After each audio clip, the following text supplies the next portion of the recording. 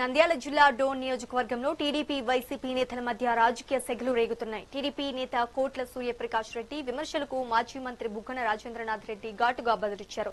గతంలో తాము అభివృద్ధిపైనే దృష్టి పెట్టామని, కానీ ఇప్పుడు తమ కార్యకర్తలను ఇబ్బంది పెడితే సహించేదే లేదని హెచ్చరించారు.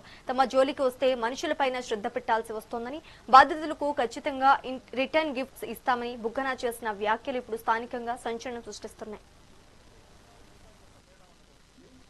ఏ శ్రద్ధ మనము క్వాలిటీ మీద పెట్టినామో, ఏ శ్రద్ధ మనము బిల్డింగ్ మీద పెట్టినామో, ఏ శ్రద్ధ మనము రోడ్ల మీద పెట్టినామో, ఏ శ్రద్ధ మనము నీళ్ల మీద పెట్టినామో, ఏ శ్రద్ధ మీద బడి మీద గుడి మీద పెట్టినామో ఈసారి మనుషుల మీద పెట్టబోతా ఉంటాము.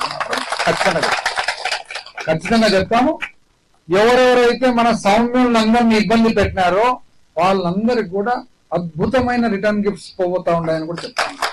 ఆ కోణం ఎవరు చూడలేంగా, ఆ కోణం ఎట్లుంటుందని కూడా చూపిస్తాము. చూపించిన తర్వాత ఈ కోణము ఆ కోణము రెండు కూడా ప్రజలు గమనిపోతా ఉండాలని చెప్పి తెలియజేస్తూ, పోయినసారికి ఈసారికి ఒక్క తేడా ఉండబోతుంది.